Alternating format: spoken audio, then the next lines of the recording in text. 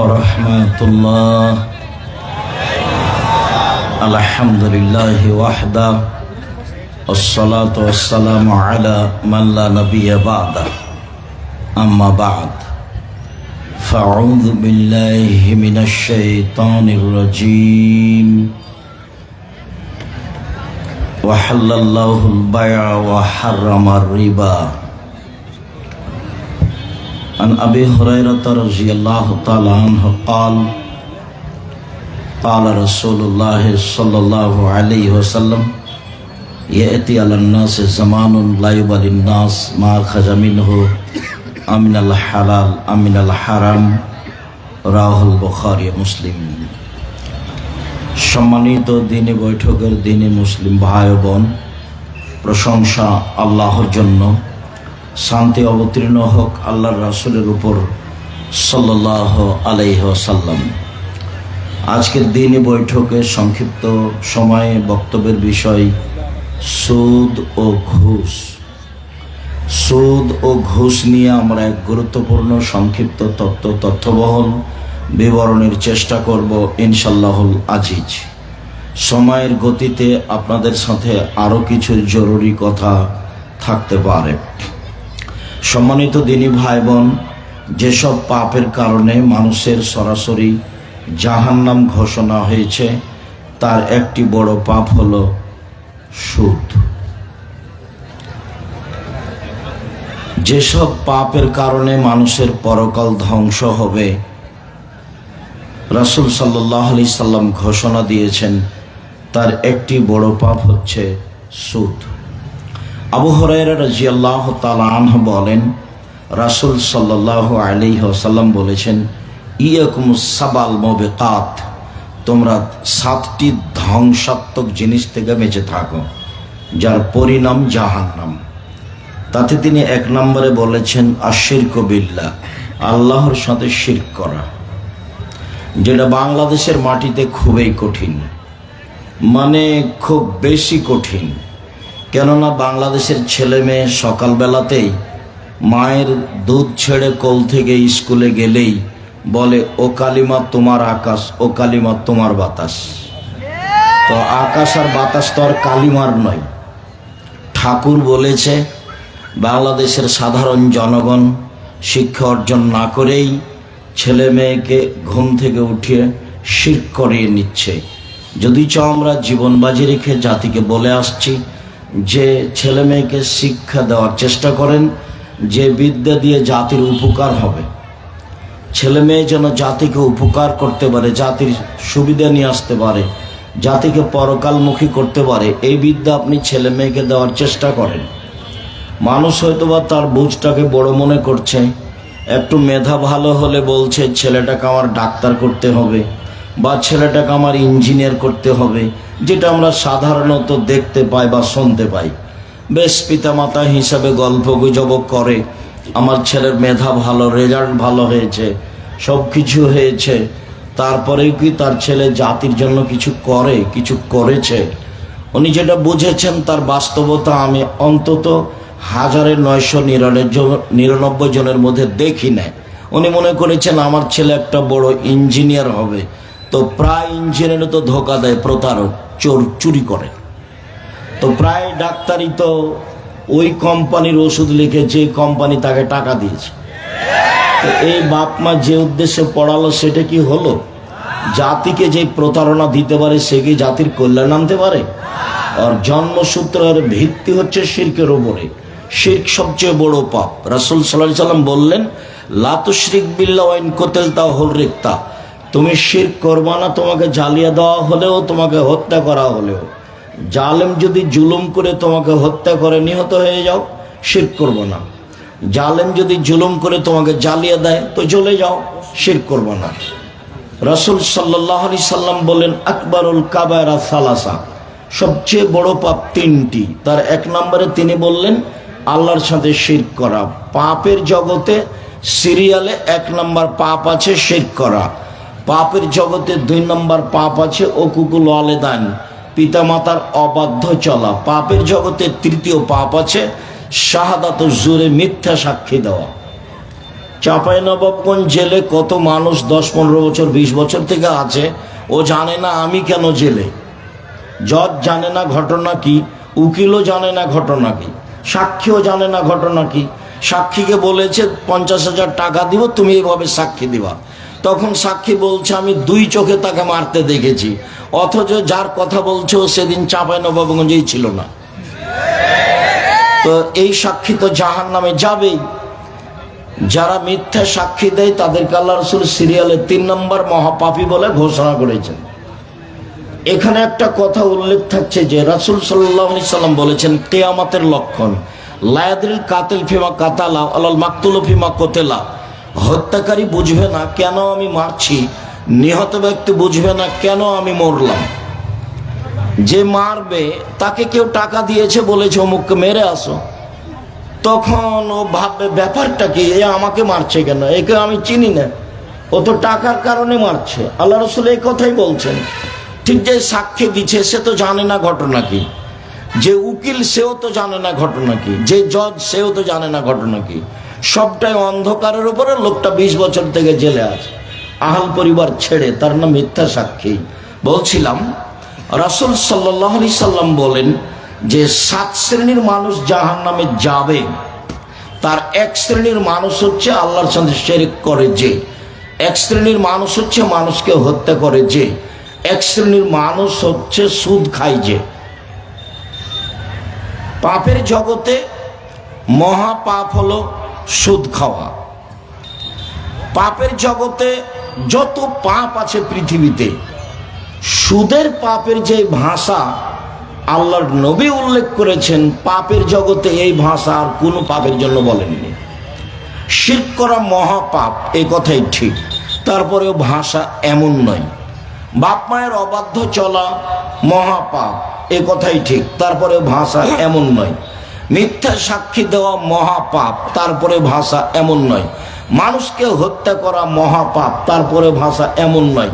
জেনা মহাপাপ, তারপরে ভাষা এমন নয়।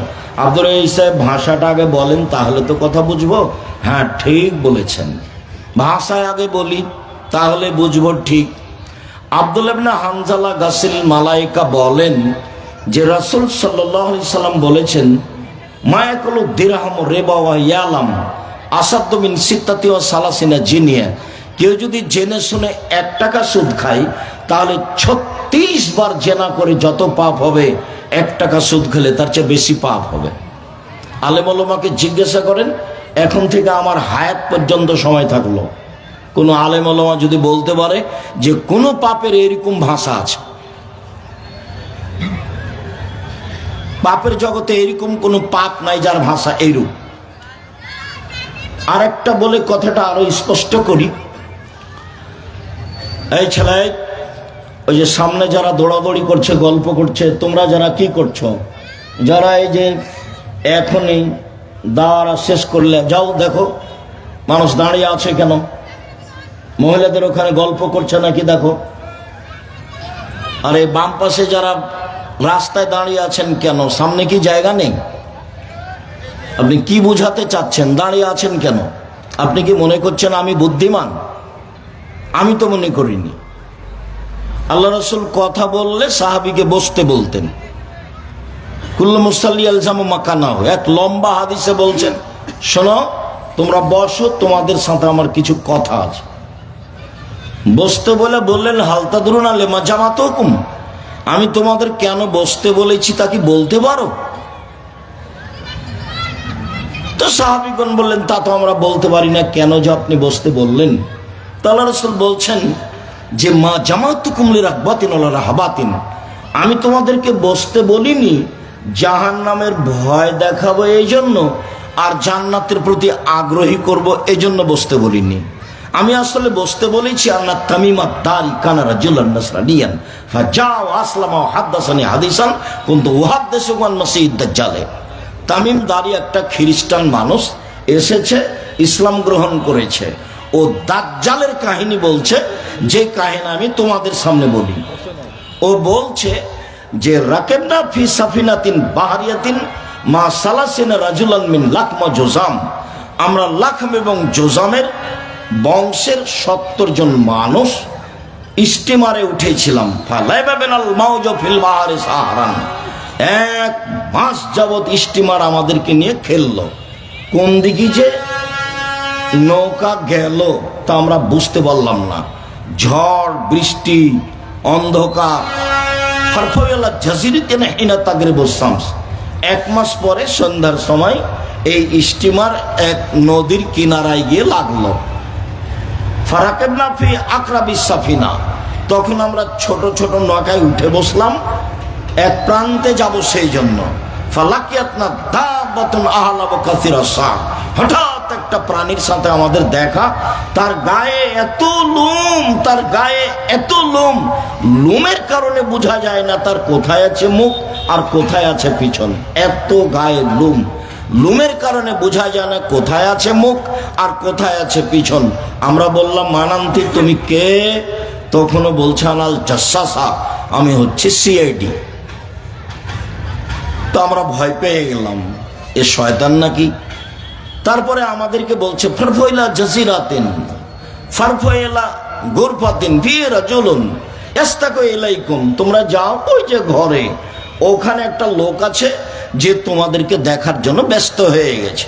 আমরা দৌড়িয়ে সেই ঘরে গেলাম। আল্লাহুস সামাদ, সেখানে দেখি একটা মানুষ, এত বড় মানুষ, মা রাইতো ইনসানান আজীবন কাত্ত, এত বড় মানুষ জিন্দেগিতে আমরা কোনোদিন দেখিনি। দেখি তার হাত এবং পাকে তার কাঁধের সাথে লোহার জিঞ্জির দিয়ে বাঁধা আছে। লাফ দিয়ে আকাশে উঠে যাচ্ছে, আবার নিচে পড়ছে, আবার লাফ দিয়ে আকাশে উঠে যাচ্ছে। অবাক হয়ে গেলাম।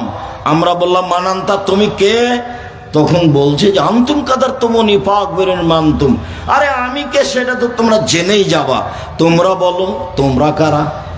তা আমরা বললাম যে আরবের মানুষ, আমরা একটা নৌকায় উঠেছিলাম 30 জন মানুষ।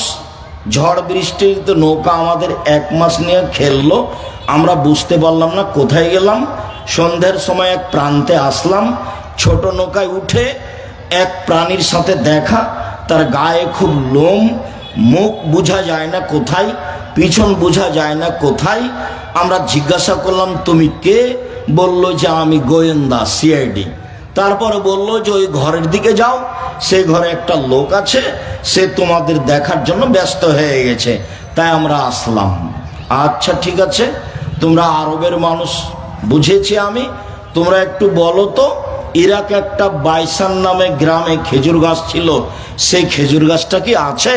তাতে কি খেজুর ধরে? আমরা বললাম হ্যাঁ, সেই খেজুর গাছ আছে, সেই খেজুরের গাছে খেজুর ধরে। আচ্ছা ঠিক আছে, তারপরে তোমরা বলো তো ইরাকে একটা জোগার নামে পুকুর ছিল, বহায়রাতিন তাবারিয়া, একটা বিল ছিল, জলা বিল, সে বিলে কি পানি আছে? এলাকার লোক কি সেখান থেকে পানি উঠায়? আমরা বললাম হ্যাঁ, সেই বিলে পানি আছে, এলাকার লোক সেখান থেকে পানি উঠিয়ে জমি চাষ করে। ঠিক আছে, তোমরা একটু বলো তো এর একটা পুকুর ছিল আইনে জোগার নামে, সেই পুকুরে কি পানি আছে? এলাকার লোক কি সেখান থেকে পানি নিয়ে জমি চাষ করে? আমরা বললাম হ্যাঁ, জমি চাষ করে। ঠিক আছে, তোমরা আমাকে বলো নিরক্ষর নবী সম্পর্কে তার অবস্থাটা কি? আমাদের নবী ছিলেন নিরক্ষর। আমাদের নবী কোনটা আলিফ, কোনটা বা, কোনটা আইন, কোনটা গাইনটা চিনতেন না, অক্ষর চিনতেন না। কোনো শিক্ষক জীবনে ছিল না তার, কাজেই তিনি অক্ষর চিনতেন না।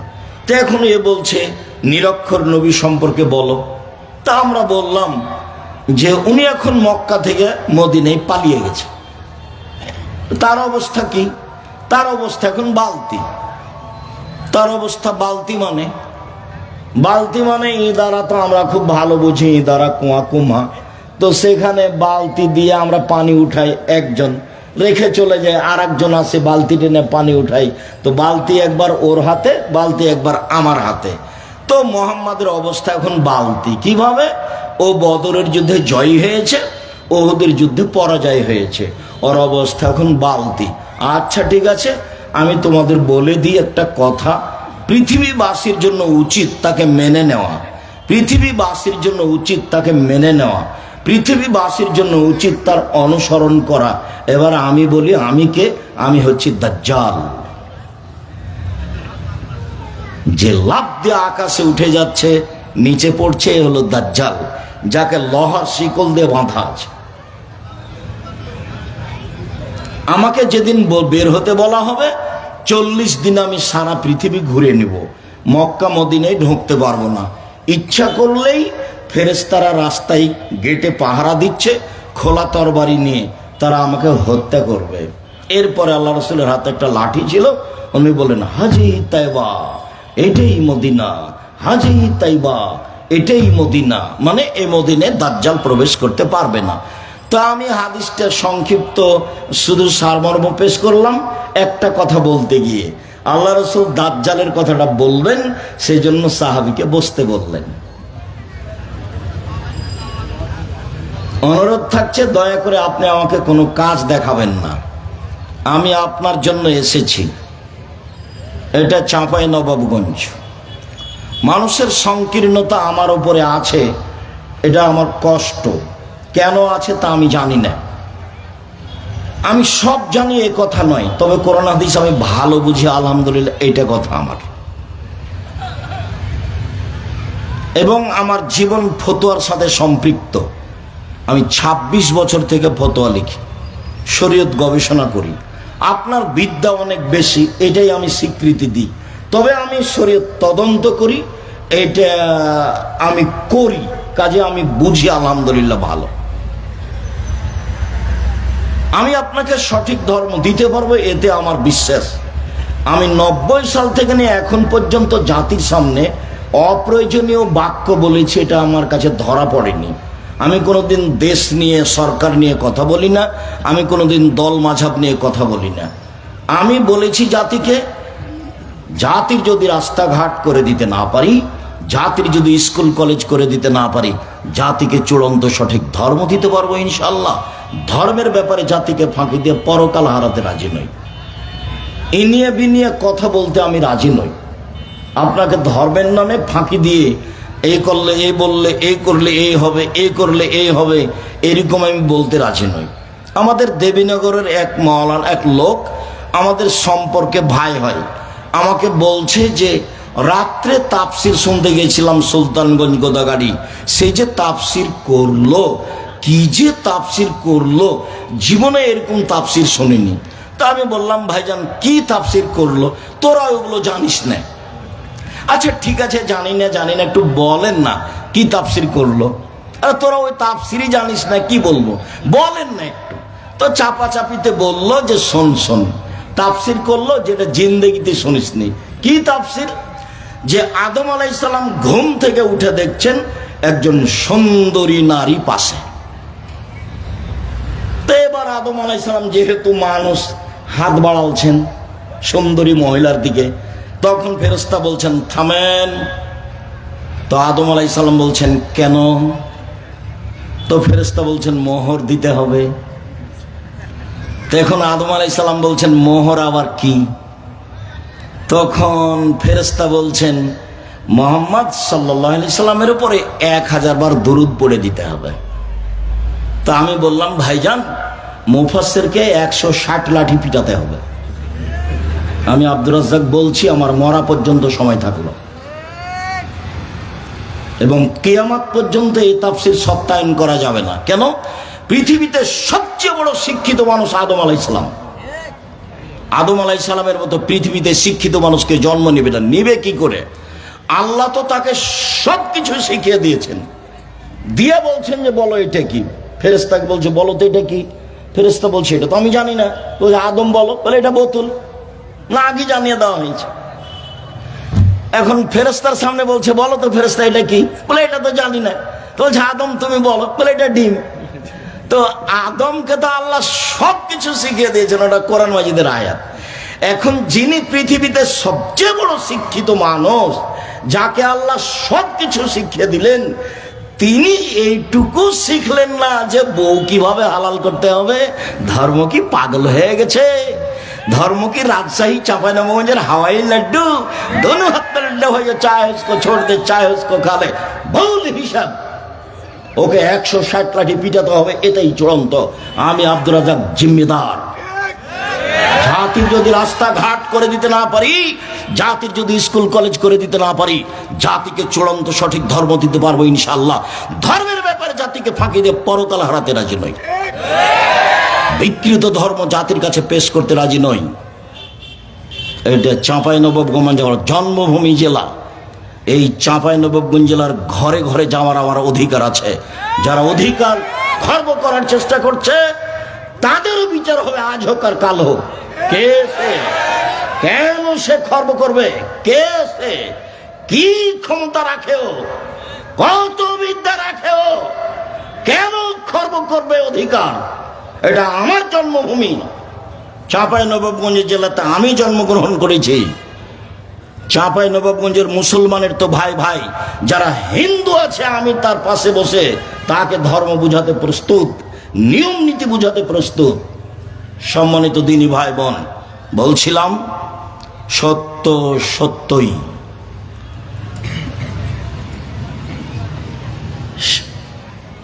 সুদের পাপের যেই অবস্থা রাসূল সাল্লাল্লাহু আলাইহি ওয়াসাল্লাম উল্লেখ করেছেন, এইরকম পৃথিবীতে কোনো পাপ নাই যার ভাষা এভাবে আল্লাহ রাসূল উল্লেখ করেছেন। যেটা বলতে যাচ্ছিলাম বলি, আবু হুরায়রা রাদিয়াল্লাহু তাআলা আনহু বলেন, রাসূল সাল্লাল্লাহু আলাইহি সাল্লাম বলেছেন, আর রিবা সাবুনা জুজান আইসারহান কারাজুল মাহু, সুদের পাপের 70টা ভাগ রয়েছে, ছোট থেকে বড়, বড় থেকে ছোট। সবচেয়ে ছোট ভাগ হলো মার সাথে জেনা করলে যেমন পাপ হয়। নেন এবার দেখান পাপ আর কোনটা এর পাশে বসান। পাপের জগতে সবচেয়ে বড় পাপ শিরক। পাপের জগতে দ্বিতীয় মহাপাপ হলো বাপ মায়ের অবাধ্য চলা। পাপের জগতে তৃতীয় মহাপাপ হলো মিথ্যে সাক্ষী দেওয়া। পাপের জগতে চতুর্থ মহাপাপ হলো মানুষকে হত্যা করা। পাপের জগতে পঞ্চম মহাপাপ হলো সুদ খাওয়া। পাপের জগতে ষষ্ঠ মহাপাপ হলো এতিমের মাল ভক্ষণ করা। পাপের জগতে সপ্তম মহাপাপ হলো ছেলে মেয়েকে হত্যা করা খাদ্যের ভয়ে। পাপের জগতে অষ্টম মহাপাপ হলো প্রতিবেশীর সাথে জেনা করা। প্রতিবেশী নেই, বলে গেছে যে আমার স্ত্রীরা আহাল পরিবার একটু দেখিয়েন, কোথায় সৌদি আরবে থাকে, ওই সুযোগে তার সাথে কথা বলে তার সাথে জেনা করে। এটা হলো এই হলো মহাপাপী। বলছিলাম সম্মানিত দিনী ভাই বোন, জেনার সাথে এভাবে তুলনা করা হলো কেন? খুব ভালোভাবে জানেন আপনারা, জেনা এমন একটা পাপ যার ব্যাপারে রাসূল সাল্লাল্লাহু আলাইহি সাল্লাম বলেন, আল বিক্র বিল বিক্রে জিলদু বিহা তাগরিবু সানা। অবিবাহিত ছেলে মেয়ে যদি জেনা করে তাহলে তাকে 100 লাঠি পিটিয়ে এলাকা থেকে 1 বছরের জন্য তাড়িয়ে দিতে হবে। তিনি বলেন, আসাইবু বিসাইবু রাজম। বিবাহিত ছেলে মেয়ে যদি জেনা করে তাহলে তাকে ইট ঢেল পাথর দিয়ে মেরে মেরে মেরে ফেলতে হবে। তার বেঁচে থাকার পৃথিবীতে কোনো সুযোগ নেই। শুনুন, 3 শ্রেণীর মানুষকে হত্যা করতে হয়। 2 শ্রেণীর মানুষের বাঁচার পথ আছে। 3 শ্রেণীর মানুষকে সরকারিভাবে হত্যা করতে হবে। 2 শ্রেণীর মানুষের বাঁচার পথ আছে। 3 শ্রেণীর, 1 শ্রেণীর মানুষ হলো বললো যে কোরআন মাজিদ আমি মানি না, তাহলে সে মুরতাদ, তাকে হত্যা করতে হবে। ফাঁসির মঞ্চে নিয়ে যাওয়া হয়েছে, ফাঁস গলায় দেওয়া হয়েছে। ও বলছে থামেন থামেন থামেন, আমি কথা ফিরিয়ে নিলাম, কোরআন মাজিদ আল্লাহর বিধান কেতাব আমি মেনে নিলাম, আমি আমার কথা ফিরিয়ে নিলাম, তার ফাঁসি হবে না। অথচ অপরাধ ছিল তাকে হত্যা করতে হবে। 2 কেসাস, আপনি আমাকে হত্যা করেছেন, আমার বাপ মা আপনাকে হত্যা করে নিবে, তার নাম কেসাস। আপনাকে ফাঁসির মঞ্চে নিয়ে যাওয়া হয়েছে, এখন আমার বাপ মা বলছে না না না না ঠিক আছে আমরা মাফ করে দিলাম, আমরা মাফ করে দিলাম, আমরা কেসাস নিব না, আপনাকে ফাঁসির মঞ্চ থেকে নামিয়ে নিতে হবে, এটাই বিধান। 3, বিবাহ করার পরে জেনা। বিবাহ করার পরে যদি কেউ জেনা করে তাহলে পৃথিবীতে তার বেঁচে থাকার কোনো সুযোগ নেই। ক্ষমা আল্লাহর হাতে, ক্ষমা চাইলে ক্ষমা হতে পারে, সেটা ভিন্ন কথা।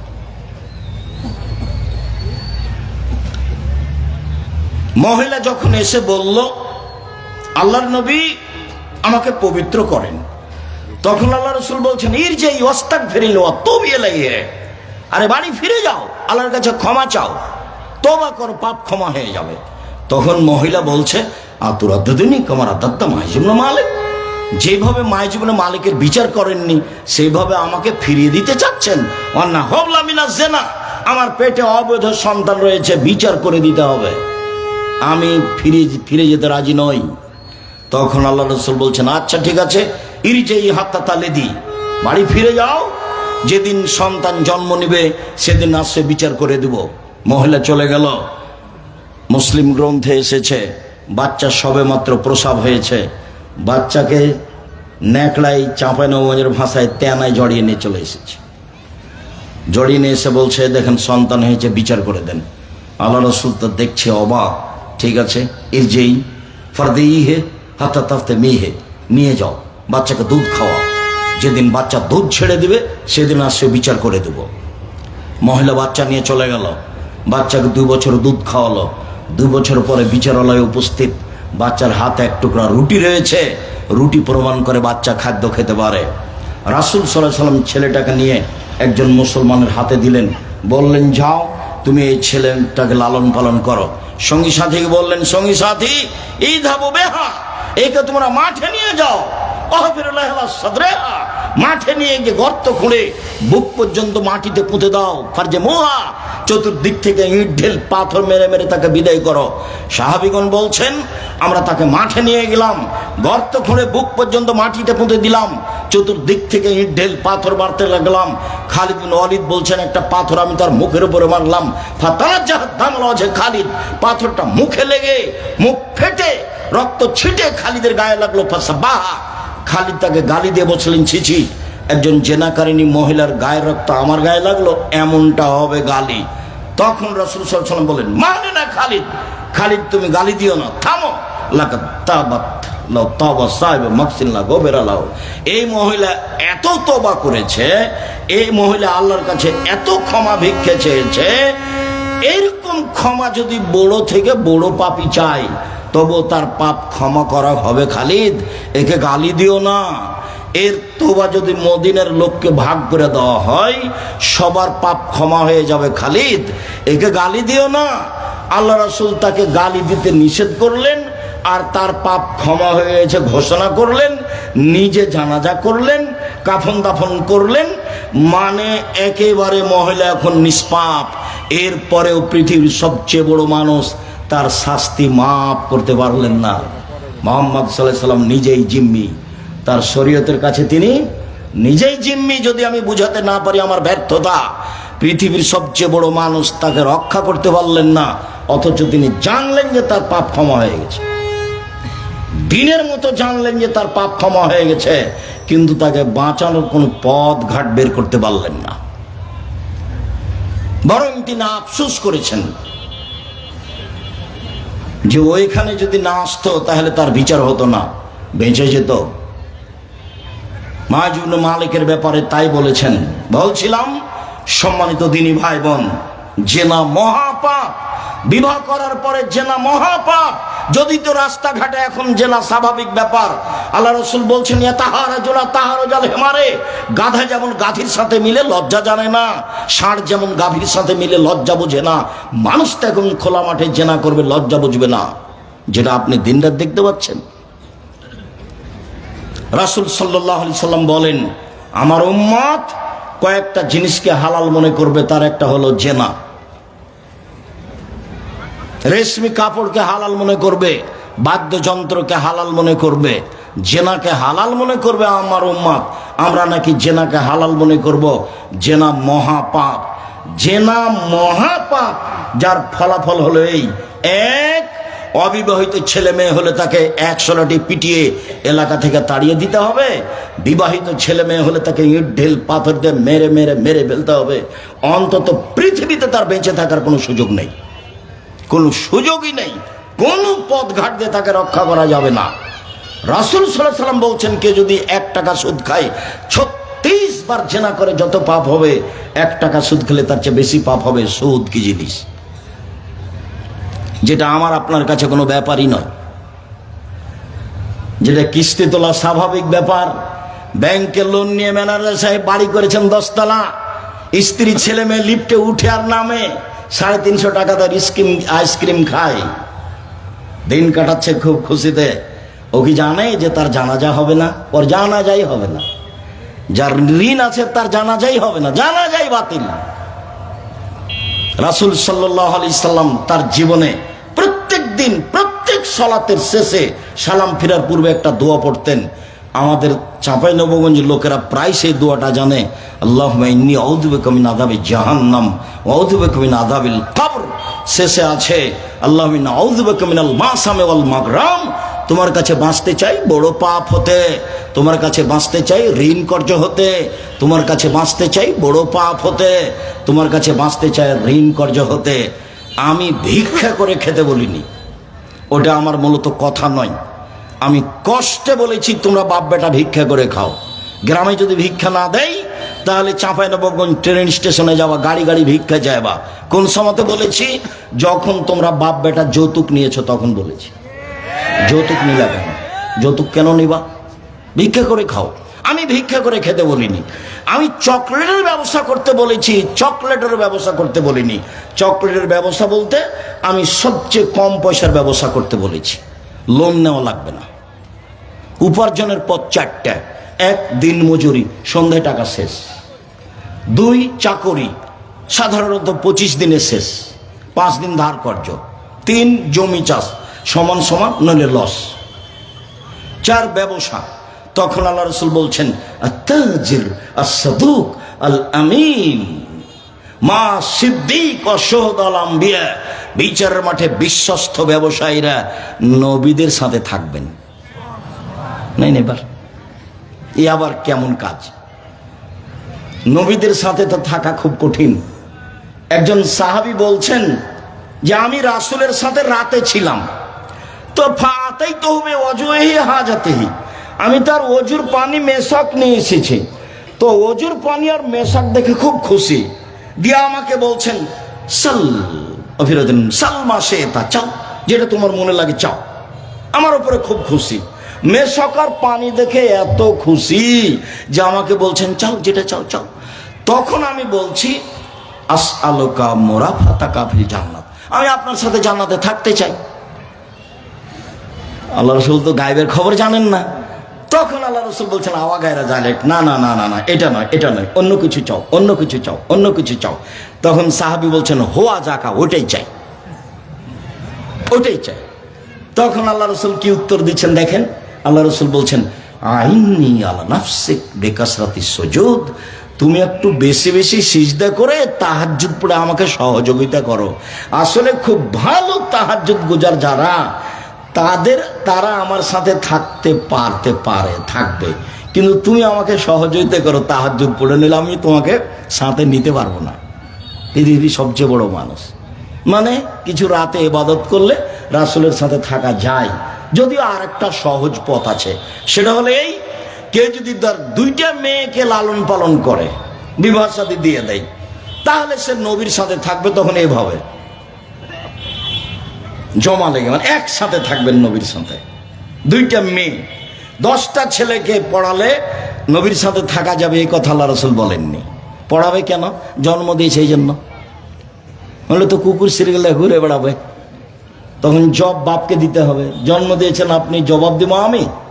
কেন জবাব দিব আমি? আপনারই ছেলে রাস্তা রাস্তা ধরে ওড়াচ্ছে, মানুষের রাস্তা বন্ধ করছে, চোখ গরম করছে যে রাস্তায় চলছে তাকে, ক্ষমতা দেখাচ্ছে, দলীয় দাপটে মানুষের কাজ বন্ধ করছে, মানুষকে জেল হাজতে দিচ্ছে। ছেলে তো আপনার, জবাব আপনি দিন। মানুষকে অপমান করছে, মানুষকে খাটো করছে, জন্ম দিয়েছেন আপনি, জবাব দেব আমি? কে বলেছে? রাজুল রাইন ফি আহলি বাইতি, বাড়ির মালিকই দায়িত্বশীল, বাপই দায়িত্বশীল। তাকে ছেলে মেয়ে সম্পর্কে অক্ষর অক্ষরে জবাব দিতে হবে। টিকতে না পারলে তাকে জাহান্নামে যেতে হবে, তাহাজ্জুদ পড়েও হবে না, হজ করেও হবে না। অক্ষর অক্ষরে ছেলে মেয়ের জবাব দিতে হবে। আল্লাহ নবী বললেন 2জন মেয়ের লালন পালন করলে নবীর সাথে থাকতে পাবে। তো লালন পালন কি? লালন পালন কি বাপে বুঝে? আল্লাহ রাসূল বলছেন লালন পালন 1, ফাল্লামাহা, তাকে বিদ্যা শিখিয়ে দিল, ফাসানা তালিমাহা, সুন্দর বিদ্যা শিখিয়ে দিল। দুই, শিষ্টাচার শিখিয়ে দিল, সুন্দর শিষ্টাচার শিখিয়ে দিল। আহসানা ইলাইহিন্না, তার সাথে ভালো আচরণ করলো। এই বাপ মেয়েকে লালন পালন করেছে, এই এখন নবীর সাথে এভাবে থাকবে। তো মেয়েকে বিদ্যা শিখিয়ে দিয়েছে, ভালো বিদ্যা শিখিয়ে দিয়েছে। কিভাবে ভালো বিদ্যা শিখালো? শিষ্টাচার শিখিয়ে দিয়েছে, ভালো শিষ্টাচার শিখিয়ে দিয়েছে।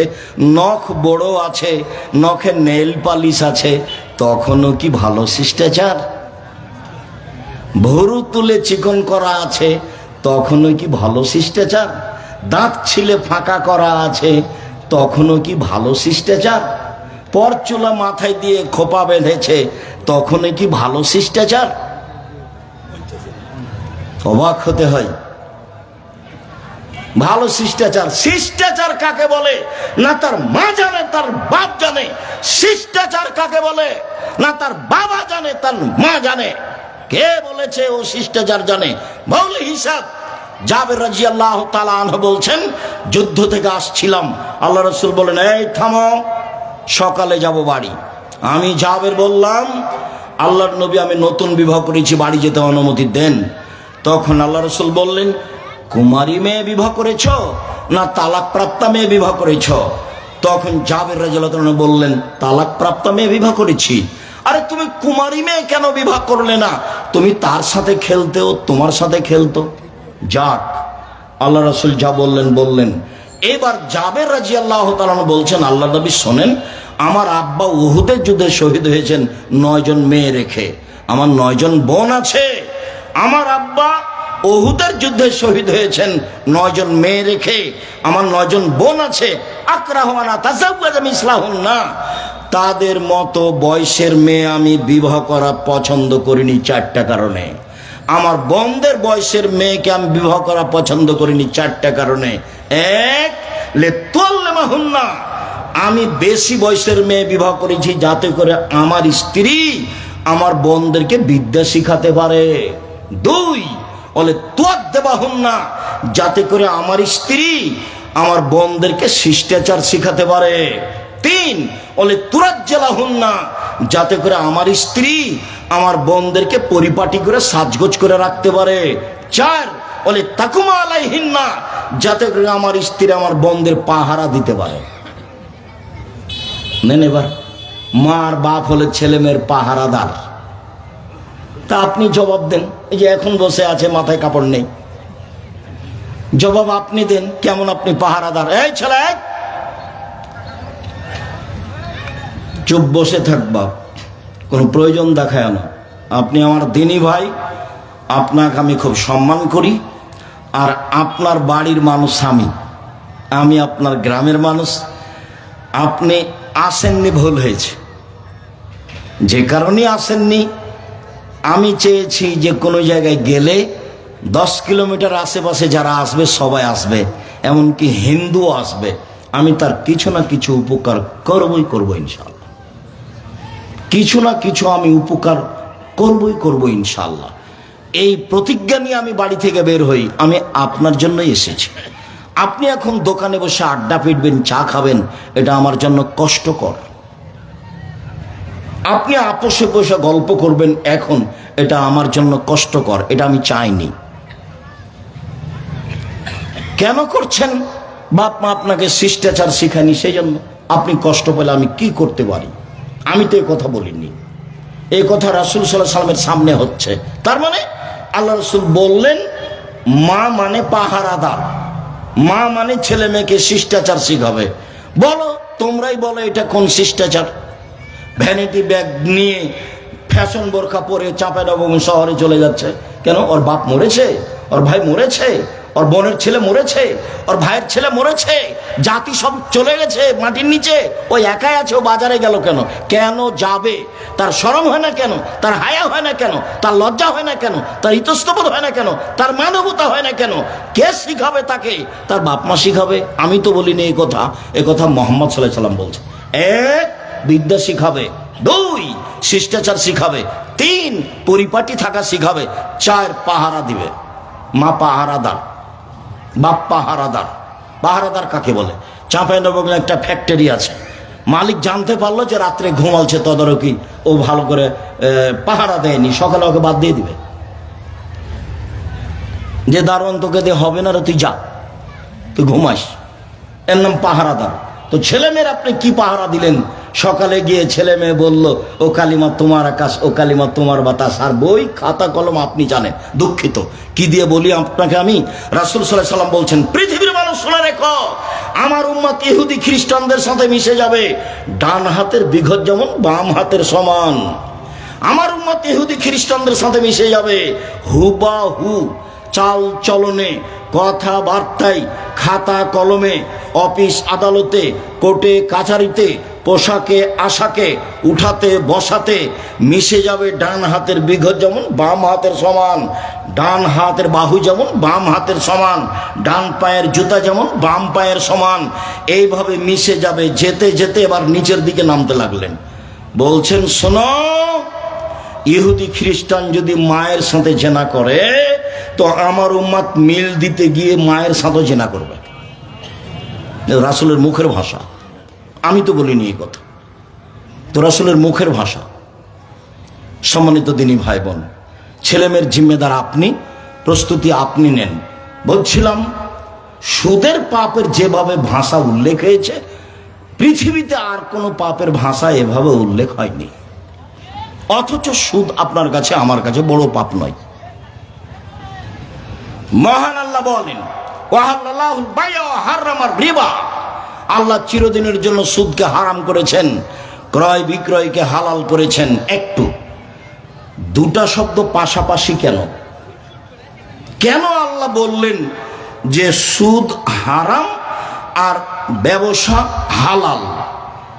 মানুষের একটা কথা ছিল, সুদ খেলেও টাকা বাড়ে, ব্যবসা করলেও টাকা বাড়ে, দুটাই তো টাকা বাড়ার কাজ, তো দুটাই জায়েজ হবে।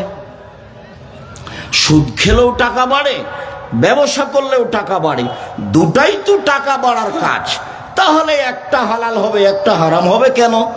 তখন আল্লাহ বলছেন শোনো, সুদ হারাম আর ব্যবসা হালাল। এবার কিভাবে বুঝাই? আমিও স্পষ্ট আমার কাছে হয়নি অতদিন। যেদিন আমি আব্দুল্লাহর বক্তব্য শুনলাম সেদিন আমার কাছে জিনিসটা ধরা পড়লো, ওহো কথা তো ঠিকই। মানে মুদ্রার জন্ম হয়েছে বিনিময়ে ব্যবহার হওয়ার জন্য, টাকার জন্ম হয়েছে বিনিময়ে ব্যবহার হওয়ার জন্য, ডলারের জন্ম হয়েছে বিনিময়ে ব্যবহার হওয়ার জন্য। আমি একটা টিস্যুর বক্স নিলাম, বিনিময়ে টাকা দিলাম। আমি একটা পানির বোতল নিলাম, বিনিময়ে টাকা দিলাম। আমি যখন টাকা দিয়ে টাকা নিলাম তখন কি বিনিময় হলো? কিছুই না। যখন মানুষ টাকা দিয়ে টাকা নেবে তখন এই জিনিসটার উপরে জুলুম করা হবে। যে উদ্দেশ্যে আল্লাহ তাকে সৃষ্টি করেছেন এই উদ্দেশ্য বহাল থাকবে না, তখন এই টাকার থাকবে না। তাই আল্লাহ বলছেন ইয়ামহাকুল্লাহু রিবা ইউরবিস সাদাকাত, সুদ মানুষের টাকাকে কমিয়ে দেয় আর দান মানুষের টাকাকে বেশি করে দেয়। আল্লাহ বলছেন সুদ খেলে টাকা কমে যাবে, আর আল্লাহ রাসূল বলছেন যে ইন্নার রিবা ওয়াইন কাসরা ফাইন আকিবাতা তাসরিলা কাল্লিন, যদিও সুদ বাহ্যিকভাবে বাড়ে, যদিও সুদ বাহ্যিকভাবে বাড়ে কিন্তু তার ফলাফল হলো নিঃস্ব। কোরআন আর হাদিসকে সামনে রেখে আমি বলবো ইনশাআল্লাহ, যারা সুদ খাবে তাকে একদিন ভিক্ষুক হতেই হবে, আজ হোক আর কাল হোক। তাকে ভিক্ষা করে খেতেই হবে, তার টাকা টিকবে না। কেন? আল্লাহ বলেছেন টিকবে না, নবী বলেছেন টিকবে না। আলোচনায় বাস্তবে যা দেখা যাচ্ছে, যারা কিস্তি উঠিয়েছে তাদের একদিন বাড়ি ঘরও হারালছে। আর সুদ মানে হলো এই যে কিছু মানুষের হাতে টাকা চলে যাবে, বাকি মানুষ নিঃস্ব হয়ে যাবে। সুদ মানে হলো এই পৃথিবীর দু একটা দেশে টাকা চলে যাবে, বাকি দেশগুলি দেউলিয়া হয়ে যাবে। সুদের ফলাফল যেটা আল্লাহ বলেছেন, যেটা আল্লাহর নবী বলেছেন, সেটা হতেই হবে। সম্মানিত দিনী ভাই বোন, মহান আল্লাহ বলেন ইয়া আইয়ুহাল্লাযীনা আমানুত্তাকুল্লাহ যারু মা বাকিয়া মিনার রিবা, পৃথিবীর ঈমানদারগণ মানুষ শোনো, চিরদিনের জন্য যা সুদ ছিল তা ছেড়ে দাও। মহান আল্লাহ বলেন ইয়া আইয়ুহাল্লাযীনা আমানু লা তাকুলু রিবা আযাফাম মুযাফা, পৃথিবীর ঈমানদার মানুষেরা শোনো, তোমরা চক্রাহারে সুদ খায় না, সুদ হারাম। 1 মিনিট। রাসূল সাল্লাল্লাহু আলাইহি সাল্লাম বিদায় হজের দিন লম্বা ভাষণ দিলেন, হাজারো লাখো মানুষের সামনে লম্বা ভাষণে তিনি বললেন, পৃথিবীর মানুষ শুনে রেখো, মিন আমমিন কুল্লে আমরিন মিলাল জাহেলিয়াত তাহাতা কাদামাইয়া মাওযুআতুন। জাহেলিয়াতের যুগে যত নিয়ম কানুন ছিল, বন্যতার যুগে, বর্বরতার যুগে, অসভ্যতার যুগে সামাজিক যত নিয়ম কানুন ছিল, আর এই লেনদেনে যত নিয়ম কানুন ছিল, সবকে আমি আমার 2 পায়ের নিচে রেখে দিলাম, সবকে আমি পা দিয়ে ডলে দিলাম, সব হারাম। পৃথিবীর মানুষ শুনে রেখো, শুনে রেখো, আর রেবা মাওযুআতুন, রেবা সুদ চিরদিনের জন্য বাতিল, ওকে মওকুফ ঘোষণা দিলাম, ওকে আমার পায়ের নিচে রেখে দিলাম। আর সর্বপ্রথম যেটা আমি সুদ মওকুফ ঘোষণা দিলাম, সেটা হলো আমার চাচা আব্বাসের সুদ যা ছিল তা মওকুফ ঘোষণা দিলাম, আমার চাচার সুদের লেনদেন বাতিল।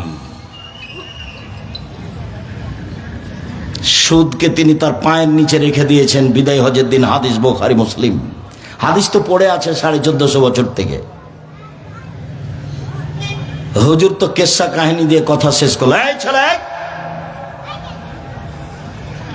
দয়া করে অল্প সময় কাজ দেখায়েন না। আর আমি তো আর তাফসির মাহফিল করতে আসিনি যে আপনি বাদাম খাবেন, গল্প করবেন, বাইরে যাবেন আসবেন।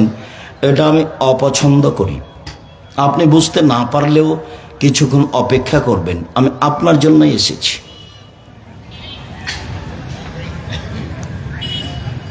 যারা আসেনি, যাদের ভিতরে সংকীর্ণতা কাজ করছে, জবাব তারা দিবে।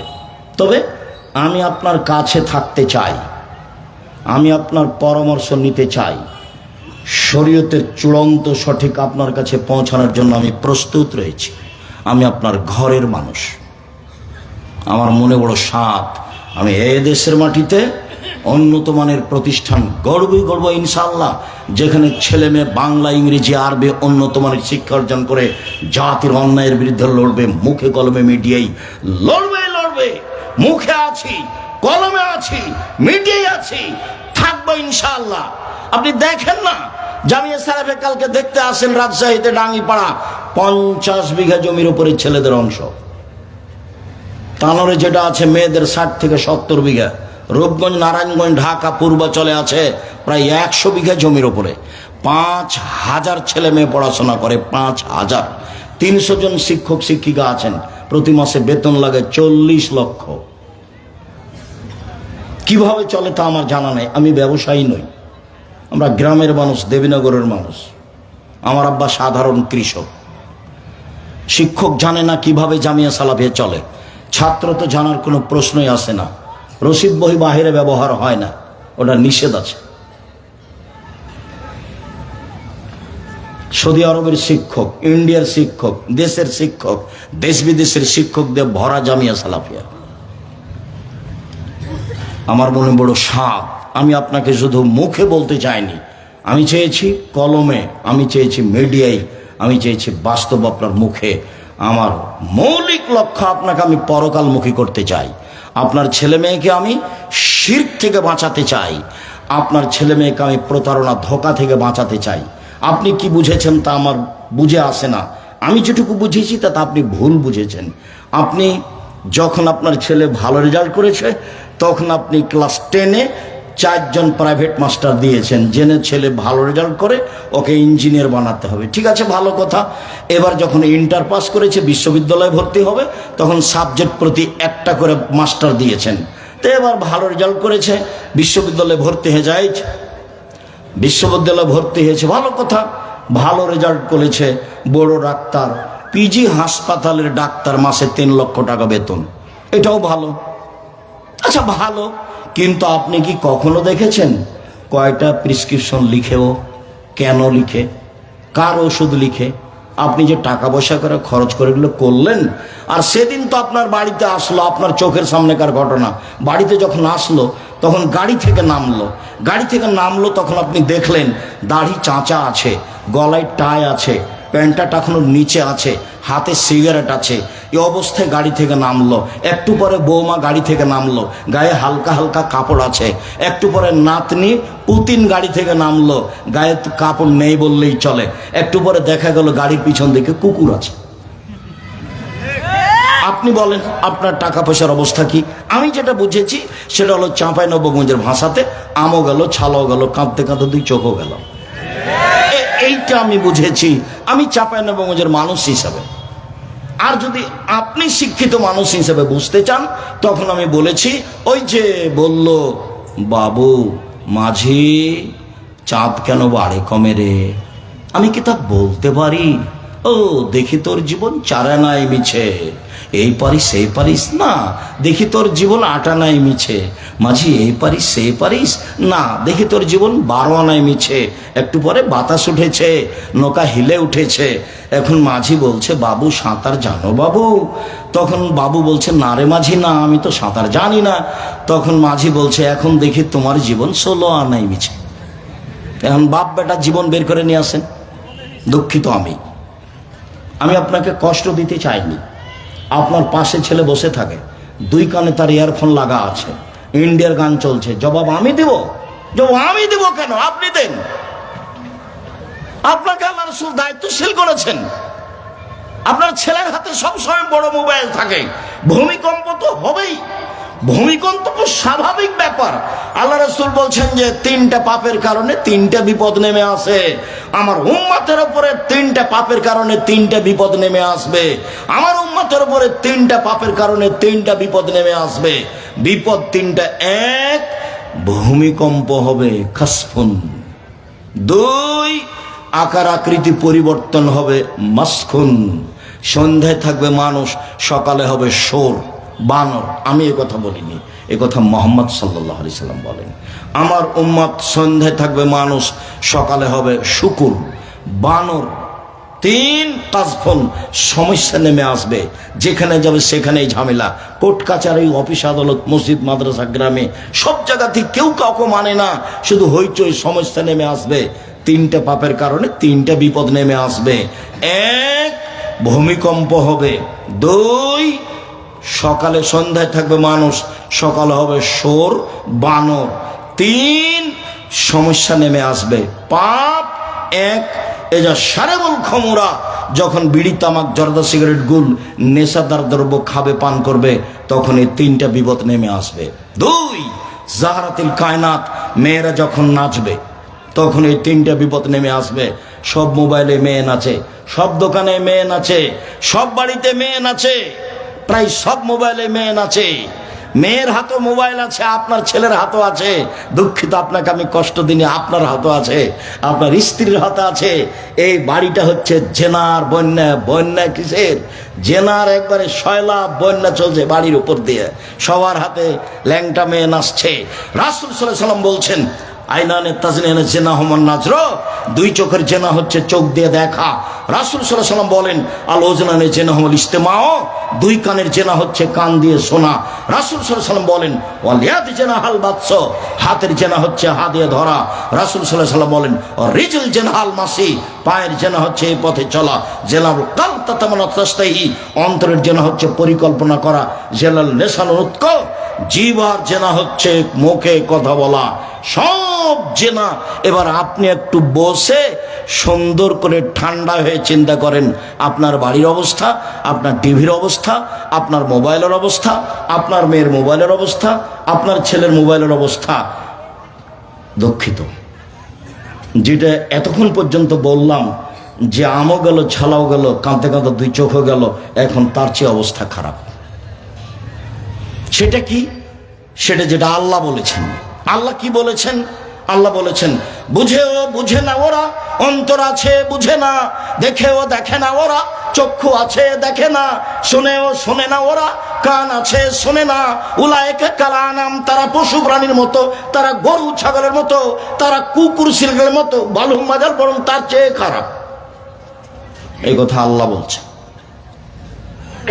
আল্লাহ এবার কত নিচে চলে গেছিল মানুষের স্বভাব বুঝাতে গিয়ে।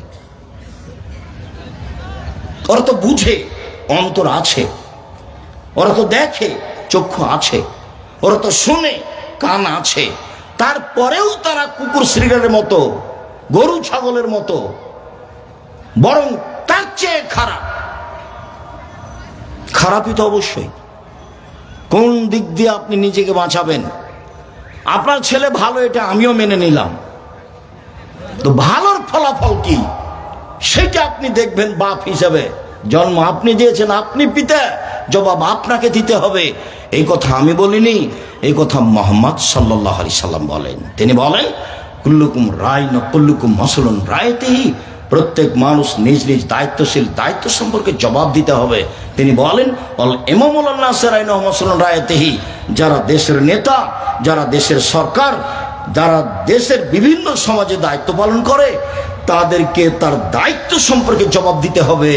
আর রাজুল রাইন ফি আহলি বাইতিহি, যে বাড়ির মালিক, যে এই বাড়ির পিতা, যে এই বাড়ির স্বামী, যে মেয়ের বাপ, যে বৌমার শাশুড়ি, শ্বশুর, একে জবাব দিতে হবে তার বাড়ি সম্পর্কে।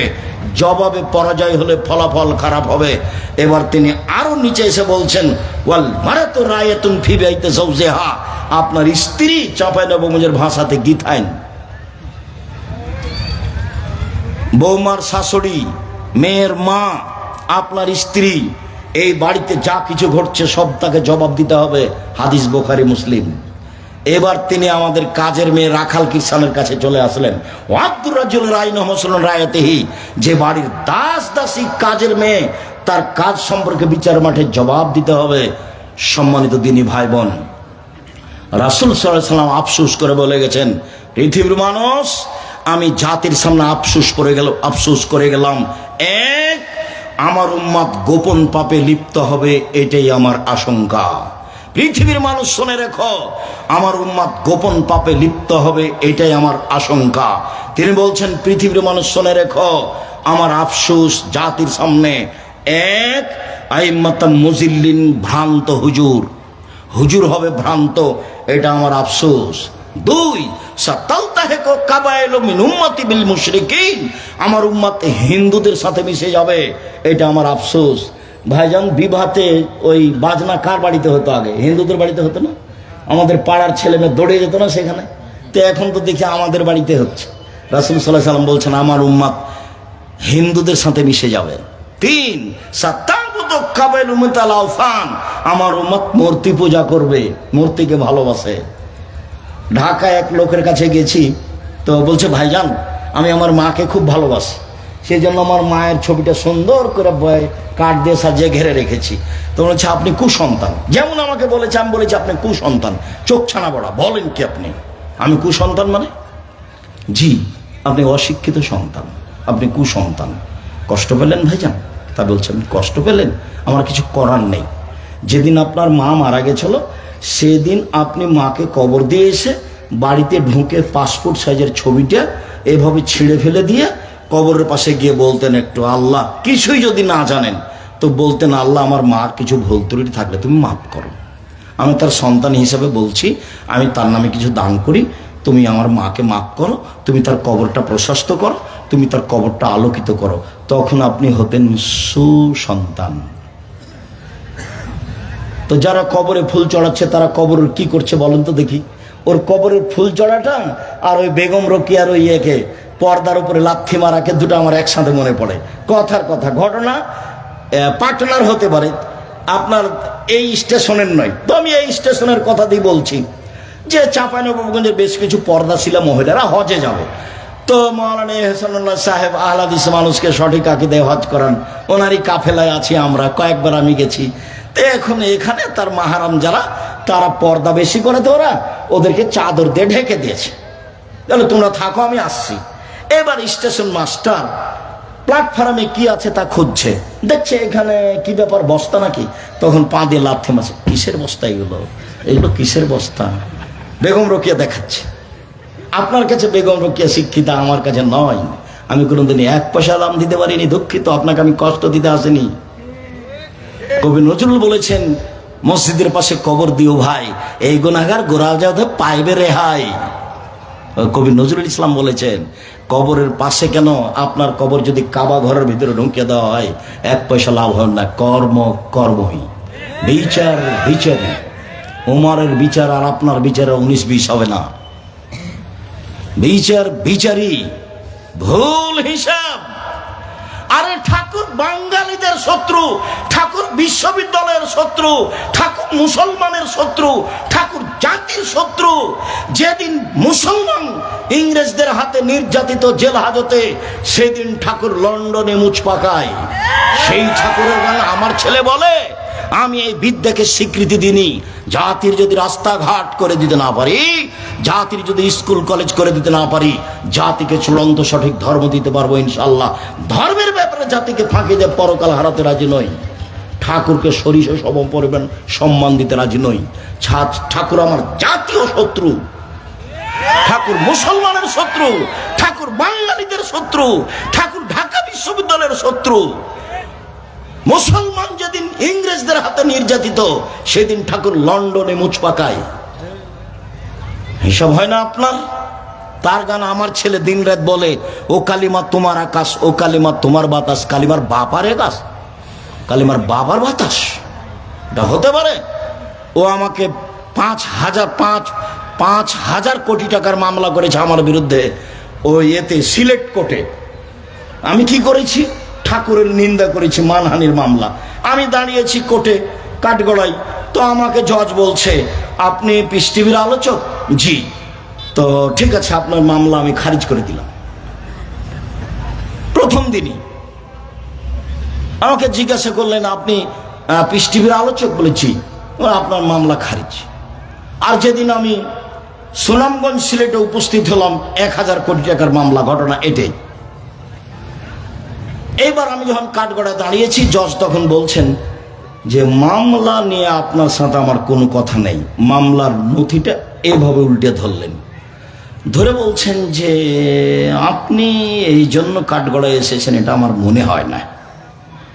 তো উনি তখন বলতে লাগলেন যে আপনি বলেছেন এই, আপনি বলেছেন এই, আপনি বলেছেন এই, আপনি বলেছেন যে গাভীর পেশাবে কাপড় ভিজিয়ে সলাত আদায় করা যাবে, আপনি বলেছেন রাসূল সাল্লাল্লাহু আলাইহি ওয়াসাল্লাম তার স্ত্রী কিনে গোসল করছিলেন, তখন উভয়ের পরনে কাপড় ছিল না।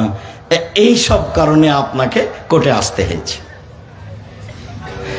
এখন উকিল আমাকে বলেছেন যে এতদিন তো আপনার কথা শুনেছি, আজকে আপনি আমার কথা শুনবেন, মুখ খুলবেন না। এরা কিন্তু জজ, হাকিম নড়ে তো হুকুম নড়ে না, মুখ খুলবেন না, যা বলবে বলবে। তা আমি আর এখন কি বলি, আমি মুখ বন্ধ করে আছি।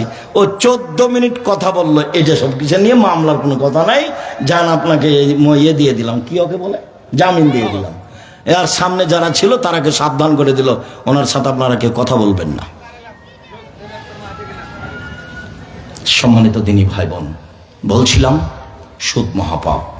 জাবের রাদিয়াল্লাহু তাআলা আনহু বলেন, রাসূল সাল্লাল্লাহু আলাইহি সাল্লাম লানা রাসূলুল্লাহ সাল্লাল্লাহু আকালা রিবা ও মুকিলাহু ও কাতিবাহু ও শাহিদাইহি।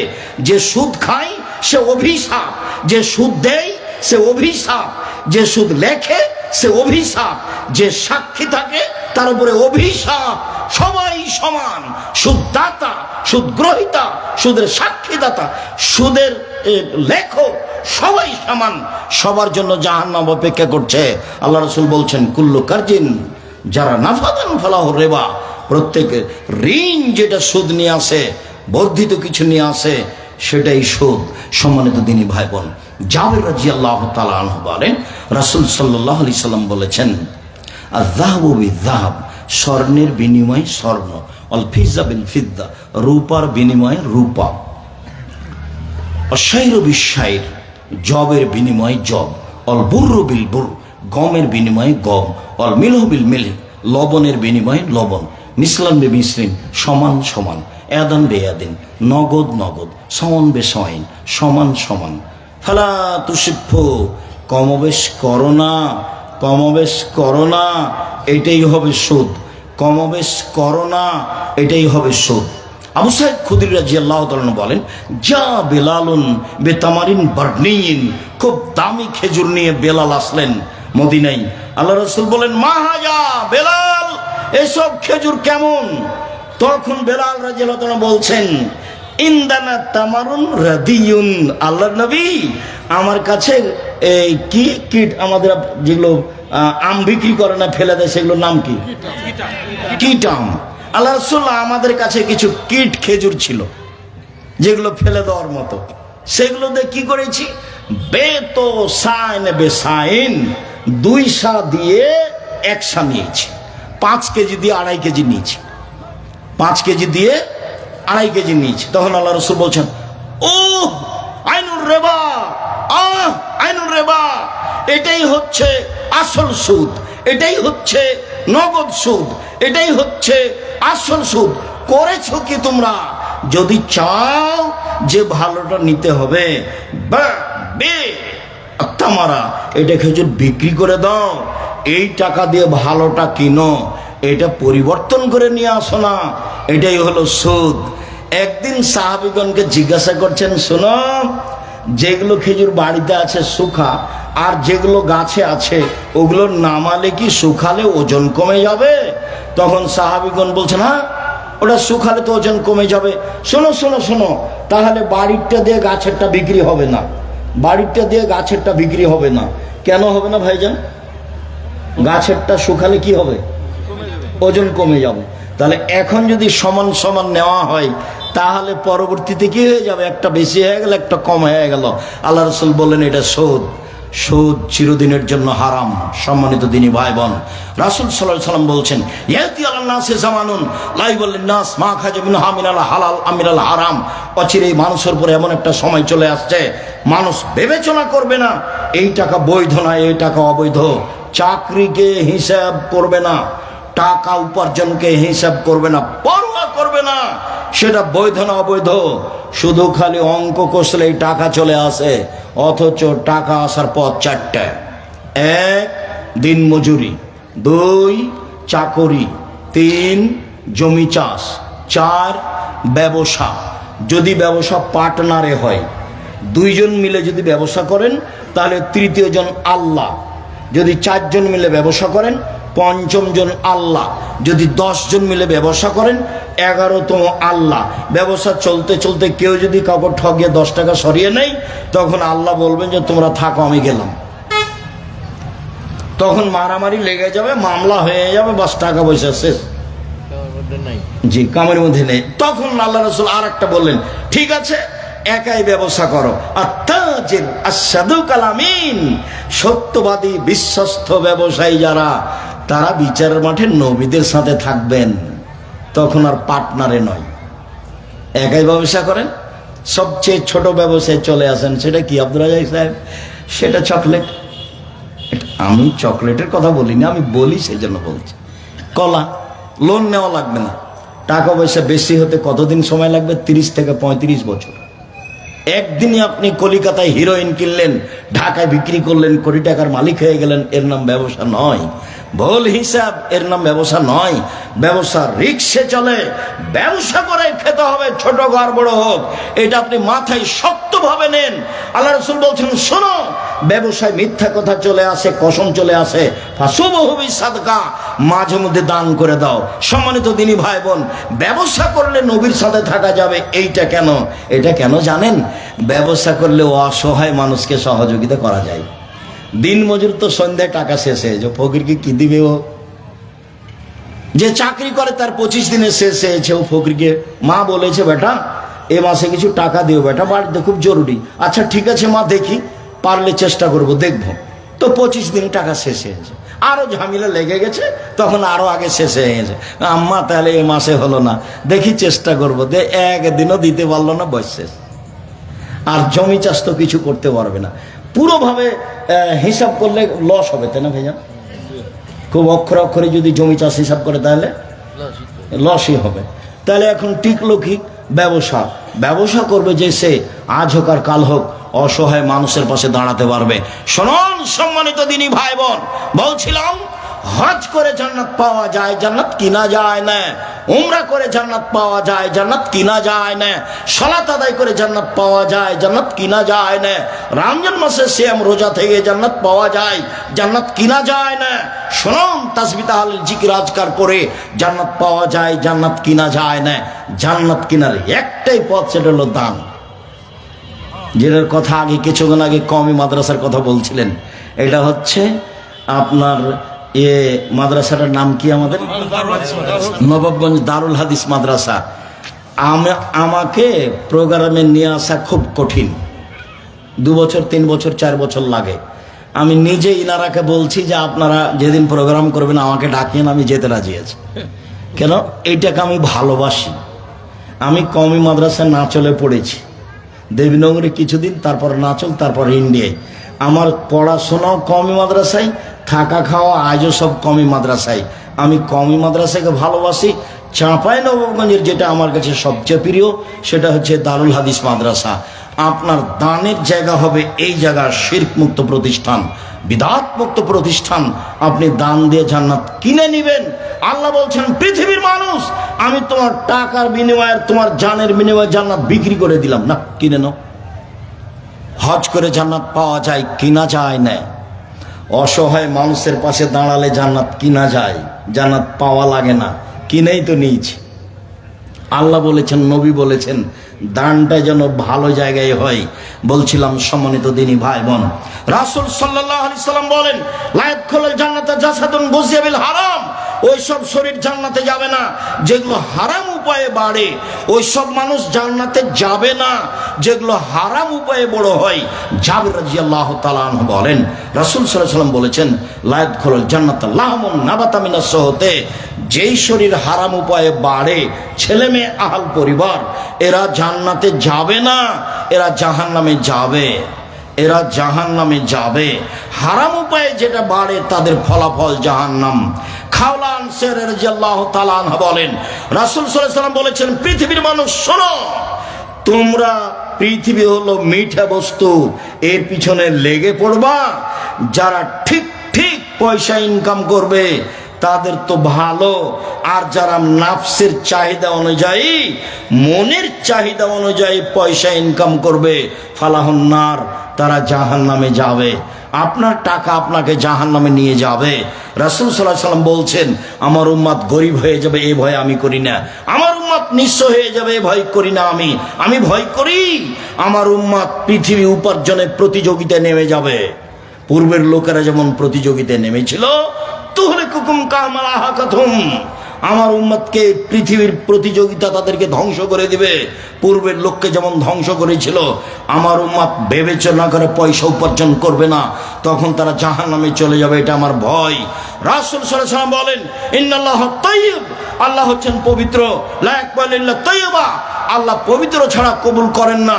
সুমা যাকারা রাজুলা, তারপর তিনি একটা লোকের কথা বললেন, আসাসা আকবারা, যার মাথার চুল এলোমেলো হয়ে আছে, ঠিক মতো গোসল করেনি, ঠিক মতো চিরুনি করেনি, বিপদে পড়েছে।